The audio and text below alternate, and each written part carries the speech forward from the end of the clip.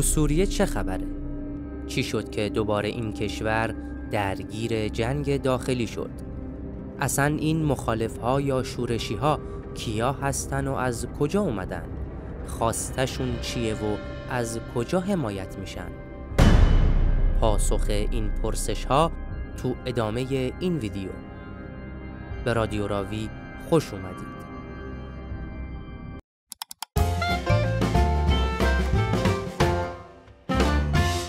رادیو راوی. چند روزیه که سوریه دوباره درگیر بحران جنگ داخلی شده. شورشی هایی که از شمال این کشور شروع به پیشروی کردن و خیلی زود شهرها رو پشت سر هم تصرف کردن تا اینکه به دمشق پایتخت سوریه رسیدن. اما برای واکاوی شرایط فعلی سوریه لازمه که قضیه رو از ریشه بررسی کنیم. سوریه سالها تحت حکومت خانواده اسد بود. حافظ اسد از سال 1971 میلادی تا 2000 رئیس جمهور سوریه بود و بعدش پسرش بشار اسد به قدرت رسید. خانواده‌ای که سوریه رو به صورت دیکتاتوری اداره می‌کردن. البته فساد زیاد و فضای بسته سیاسی و فشار اقتصادی بالا هم مردم رو خسته کرده بود. با اومدن بشار اسد به قدرت بود که مشکلات اقتصادی بیشتر هم شد. سال 2011 با شروع سلسله انقلاب‌ها تو کشورهای عربی که بهش بهار عربی گفتن، کشور سوریه هم درگیر این موج دیکتاتور براندازی شد. اما تو سوریه شرایط متفاوت بود. مردمی که با الهام از کشورهای دیگه خاورمیانه و البته شمال افریقا شروع به اعتراض کردن، با سرکوب جدی و خشن حکومت بشار اسد مواجه شدند. اعتراضهایی که منجر به جنگ داخلی سوریه شد. اما چرا این اعتراضها تو سوریه به جنگ داخلی منجر شد؟ یکی از دلایلش اینه که حکومت سوریه برای سرکوب مخالفین دست به خشونت زیاد زد و از سلاح‌های نظامی استفاده کرد. از طرفی باید تفاوت فرهنگ و مذهب رو بین بدنه حکومت و مردم سوریه جدی گرفت. مردم سوریه اغلبشون سنی هستن، ولی حاکمیتشون یعنی خانواده اسد شیعیان علویان که این خودش از دلایل بالا گرفتن این جنگ داخلی بود. اما دلیل سومی که میتونیم برای بالا گرفتن خشم مردم و به وجود اومدن جنگ داخلی بررسی کنیم، ورود کشورهای خارجی به جنگ سوریه بود.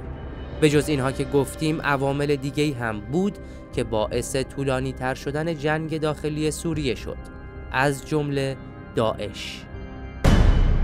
داعش اینجا قد علم میکنه و شهرهای زیادی رو توی عراق و سوریه تصرف میکنه. داعش به رهبری ابوبکر البغدادی. اما باید بدونید که فقط البغدادی نبود که تو رأس داعش بود. کسای دیگه هم تو نوک حرم داعش حضور داشتند، از جمله ابو محمد جولانی که در حال حاضر رهبر مخالفهای سوریه است. گروهی که این روزها داره تو سوریه جنگ بزرگی رو هدایت میکنه، جنگی که منجر به سقوط بشار اسد شد. این گروه رسماً به حکومت خانواده اسد به سوریه بعد از حدود 55 سال خاتمه داد. این گروه چه گروهیه و رهبرشون کیه؟ اسم اصلی این آدم احمد حسین الشرعی است که به ابو محمد الجولانی مشهوره. جولانی سال 1982 میلادی توی دیرالزور سوریه به دنیا اومده. البته خیلی از منابع میگن که توی ریاض به دنیا اومده و چند سال اول عمرش هم اونجا گذشته. جولانی توی 20 سالگی به شاخه القاعده عراق ملحق میشه. رهبر شاخه القاعده عراق ابو مصعب الزرقاوی بود. زرقاوی کسی بود که داعش رو بنیانگذاری کرد. وقتی که زرقاوی داعش رو بنیانگذاری کرد، جولانی هم یکی از رهبرای داعش شد. ظاهراً تو این ایام بوده که جولانی با ابوبکر البغدادی آشنا میشه. این آشنایی بود که باعث همکاری جولانی و بغدادی توی داعش شد. جولانی تو سال 2012 تشکیلاتی به نام جبهه النصره رو توی سوریه درست میکنه که هدف اصلیش براندازی بشار اسد بود.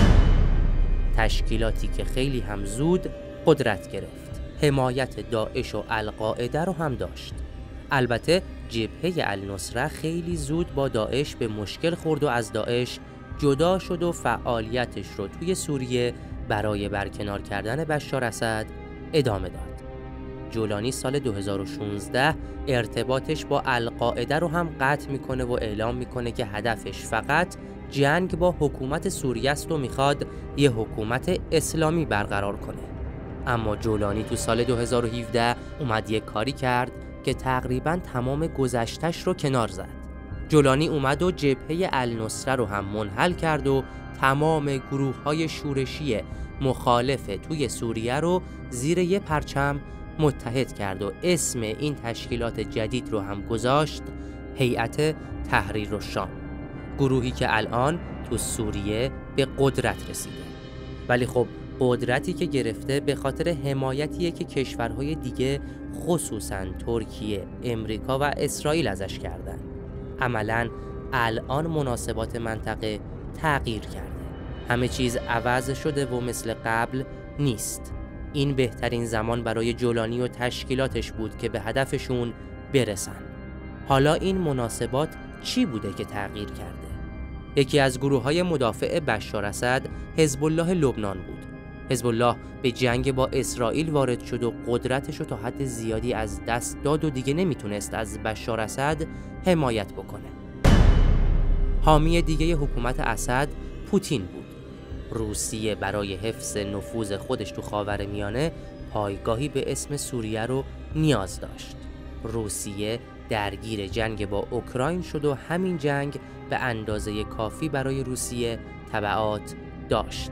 طبیعیه که پوتین نخواد یا نتونه تو سوریه جنگ دیگه‌ای رو هدایت کنه.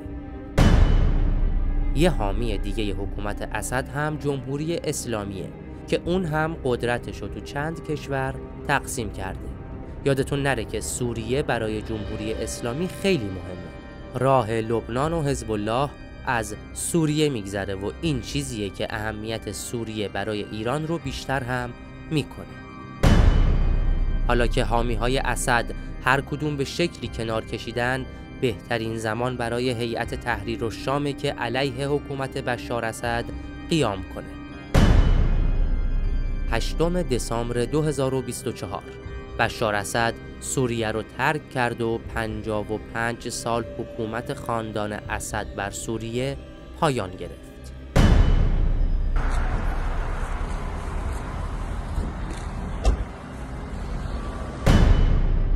در آخر باید به این مورد هم تأکید کنیم که جنگ داخلی سوریه فقط جنگ بشار اسد با جولانی نیست، بلکه سوریه زمین جنگ چند کشور با هم دیگه است. اینجا مردم سوریه هستن که قربانی این تصمیم ها میشن. شاید اگه از سالها قبل به جای حافظ اسد و بشار اسد حکومتی مردمی و لایق تو سوریه قدرت رو به دست می گرفت، کار سوریه و مردمش به اینجاها نمی کشید.